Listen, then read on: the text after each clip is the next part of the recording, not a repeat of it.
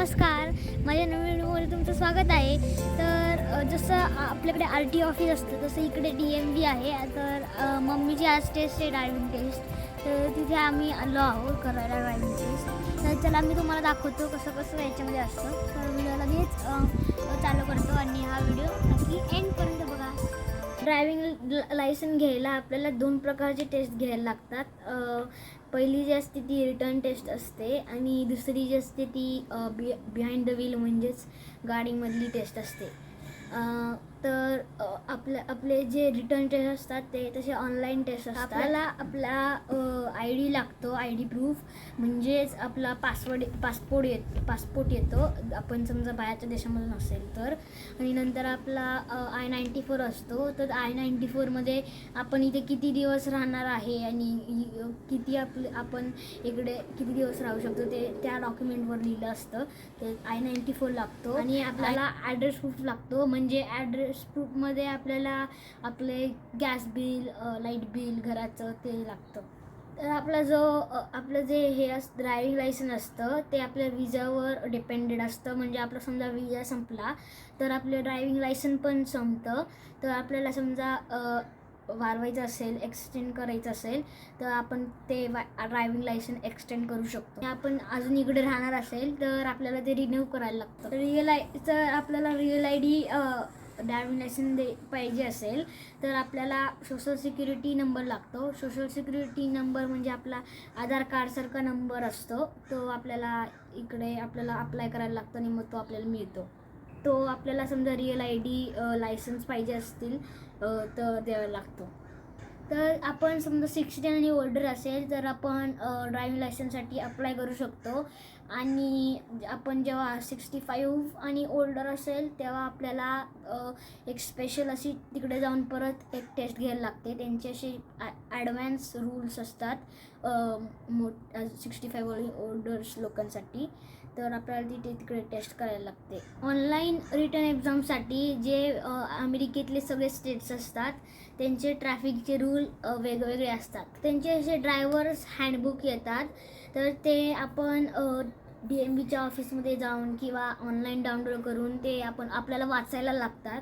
म्हणजे आपल्याला ते टेस्ट आपण रिटर्न टेस्टसाठी रेडी होऊ शकतो. आपण ते वाचले नाही तर आपण पास होऊ नाही शकत, कारण की ते 150 पेजेस एवढं मोठं बुक आहे. आणि ते सगळं आपण पाठ केलं, रूल्स अंडरस्टँड आपल्याला झाले तर आपण पास होऊ शकतो. त्यामुळे त्यांचे खूप रूल्स असतात. तुम्हाला मी एक रूल कोणतं तरी सांगतो. तर आता इंटरसेक्शन असेल म्हणजे असे चौक असेल आणि आपल्याला तिकडे असे स्टॉपचे साईन दिले असतील असे, तर तिकडे आपल्याला स्टॉप व्हायला लागतं. झिरो स्पीड आपला व्हायलाच पाहिजे.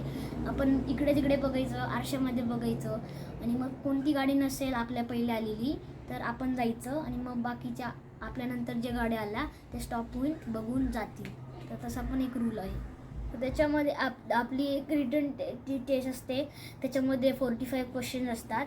तिकडे आपण जायचं आणि त्याच्यामध्ये 45 क्वेश्चन असतात आणि आपल्याला की पास व्हायला कमीत कमी 83% लागतात. ती एक्झाम जी असते ती कम्प्युटरवर असते त्यांच्या. तर त्यांचं टाईम लिमिट नसतं, त्यांचे ऑप्शन्स असतात. जसे आपले बँकेचे ऑनलाईन एक्झाम्स असतात तशीच ती एक्झाम असते. तर इथे त्यांचे असे एक्झाम चालू आहे रिटर्न टेस्टचे. आणि इथे त्यांचे कम्प्युटर असते DMVचे. त्यांचं जे हँडबुक असतं ड्रायव्हर्स हँडबुक, तर ते वेगवेगळ्या लँग्वेजमध्ये त्यांचे ऑप्शन्स असतात.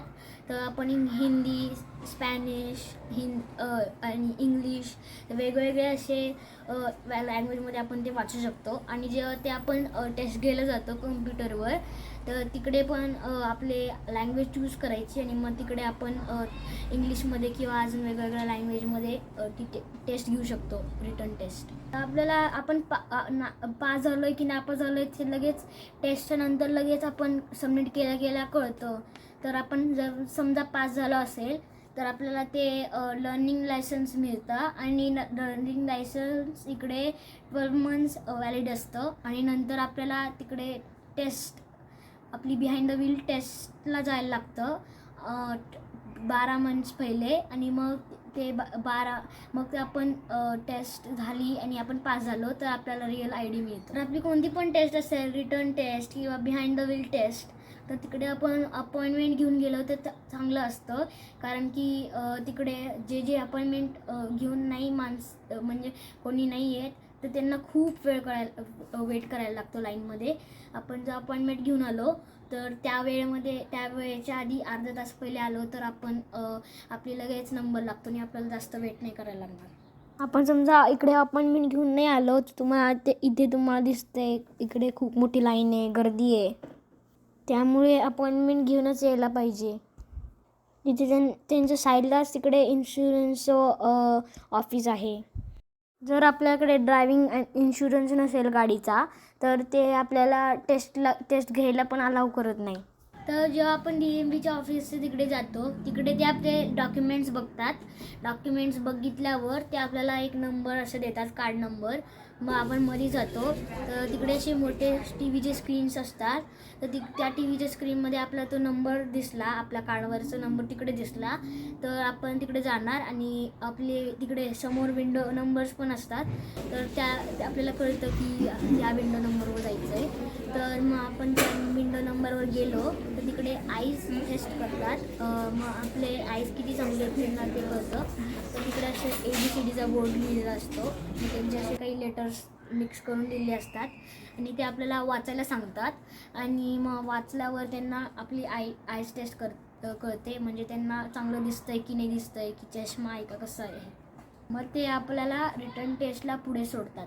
तर आता रिटर्न टेस्टचं तर झालं, पण नंतर आपलं रिटर्न टेस्ट झाल्यावर आपण आपली जी गाडी असते ती रोडवर आपण प्रॅक्टिस करू शकतो चालवायची. आणि मग तिकडे आपले डॉक्युमेंट जेव्हा आपण घेऊन जातो तेव्हा आपले ते इन्शुरन्स जेव्हा आपण गाडी चालवायला तिकडे जातो टेस्टसाठी तर तेव्हा ते आपल्याला इन्शुरन्स विचारतात. आणि त्या गाडी जेव्हा आपण बिहाइंड द व्हील टेस्ट घ्यायला जातो तेव्हा आपल्याला लाईनमध्ये राहायला लागतं. आणि लाईनमध्ये जायच्या आधी आपल्याला ते ऑफिसमध्ये जाऊन मिनिमम $8 पैसे भरायला लागतात, फी त्याची. आणि मग आपल्याला ते इन्शुरन्स आणि ते विचारतात. आणि मग आपण तिकडे लाईनमध्ये उभं राहिल्यावर आपला जेव्हा नंबर येतो तेव्हा तो आपल्या सायन्ससाठी विचारतो गाडीचे. आणि म्हणजे लाईट चालू आहे का, लो डिम हाय डिम लाईट, आणि अजून वायफर वगैरे अजून सगळे ते सायन्स विचारतो. आणि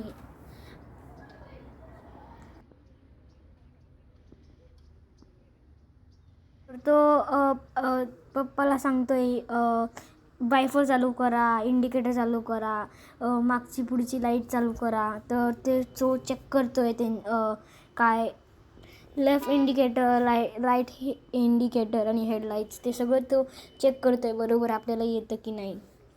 तो आता वायफर चेक करतोय.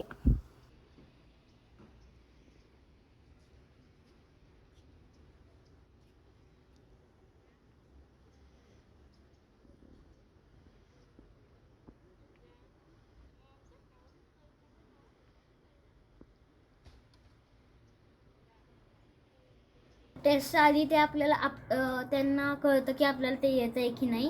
आणि मग तो गाडीमध्ये आपल्या बसतो आणि मग तो त्याच्या डिरेक्शन्स तो जेव्हा जसं इन्स्ट्रक्शन देतो तिकडे आपल्याला जायला लागतं. म्हणजे तो मग या सिग्नलवर राईट घ्या, मग आपण राईट जायचं, मग लेफ्ट घ्या, मग तिकडे लेफ्ट जायचं. तर तसे इन्स्ट्रक्शन त्याचे फॉलो करायला लागतात.